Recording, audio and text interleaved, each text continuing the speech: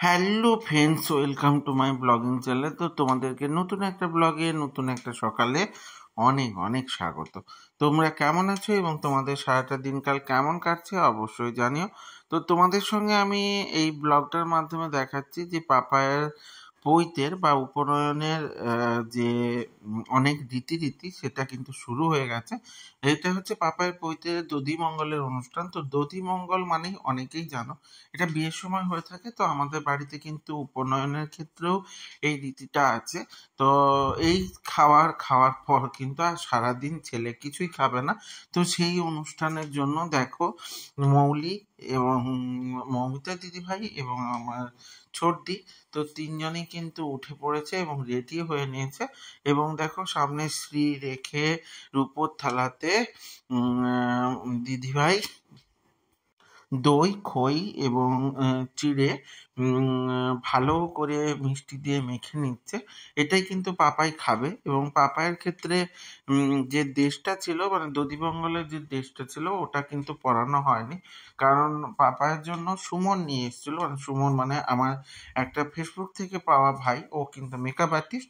ও কিন্তু নিয়ে চলে এসেছিল পাপায়ের জন্য একটা পাঞ্জাবি চোস্তা। তো সেই পাঞ্জাবি চোস্তাটা কিন্তু ও খুব চেয়েছিল, দাদা আজকের দিনটাতে তোমরা এই দধিমঙ্গলের অনুষ্ঠানে ওর পাঞ্জাবি চোস্তাটা পরে যাতে বসে। তাই আমরাও সেটা আপত্তি করিনি, কারণ এই সময় যে পুরো যে ড্রেস পরিয়ে দিতে হবে এরকম কোনো ব্যাপার নেই। তো পাপাই দেখো এই লাল রঙের মানে পাঞ্জাবি এবং সাদা রঙের চোস্তাটাতে পাপাইকে অসাধারণ লাগছে।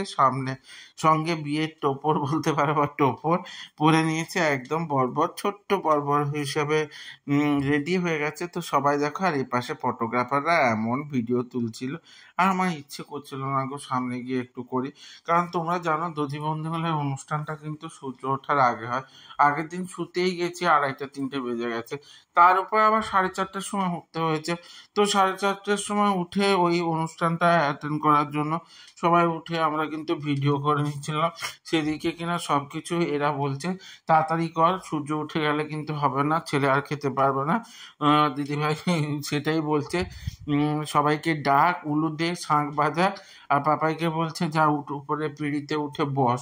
তো পাপাই বসে পড়েছে, আর আমার দিদি দেখো কেমন মানে মুখটুক বেঁকিয়ে ঘুম ঘুম চোখে বসে আছে দেখো।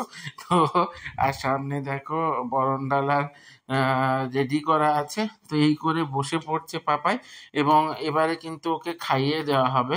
তো এই খাবারটা খাওয়ার পর কিন্তু ও সারাদিন আর তেমনভাবে কিছু খাবে না।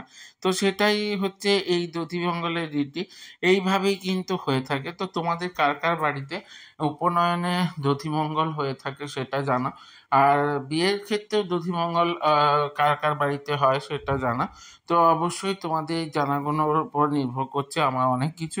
তো আমাদের যে নিয়ম রীতিগুলো সেগুলো তোমাদের দেখাচ্ছি। আর এই পাশে দেখো সায়নদীপ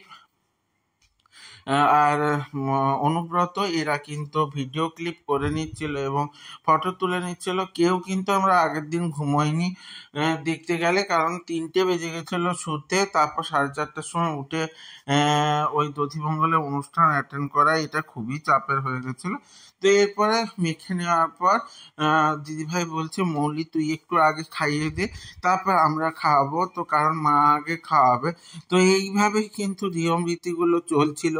আমি তোমাদের সঙ্গে যতটা পেরেছি ভিডিও করে দেখানোর চেষ্টা করেছি। দেখো মৌলি খাইয়ে দিচ্ছে পাপাইকে, আর সবাই কিন্তু উলু দিয়ে দিচ্ছে, শাঁখ বাজাচ্ছে। তো এইভাবেই কিন্তু অনুষ্ঠানগুলো চলছিল। কেন পরপর অনুষ্ঠানগুলো খুব সুন্দরভাবে কিন্তু চলছিল, এটা কিন্তু দারুণ ব্যাপার।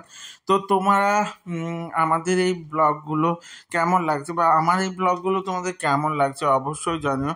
তো আমার এই ব্লগগুলো যেমন লাগবে অবশ্যই যদি ভালো লেগে থাকে তাহলে লাইক, কমেন্ট, শেয়ার করে দিও। আর ইউটিউব থেকে দেখলে সাবস্ক্রাইব করে দিও, এবং সাথে বেল আইকনটা ক্লিক করে দিতে ভুলে যেও না, যাতে আমার ভিডিওগুলো তোমাদের সামনে সবার প্রথমে চলে আসে। আর এই অনুষ্ঠানের মধ্যে পাপাই তো কিছু বুঝেই উঠতে পারছিল না, ও ওর মতোই কাজ করছিল।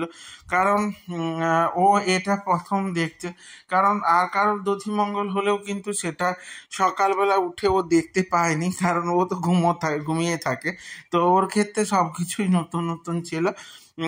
তো যদি ভালো লাগে কমেন্ট করে জানিও। ভালো থেকো, সুস্থ থেকো, টাটা।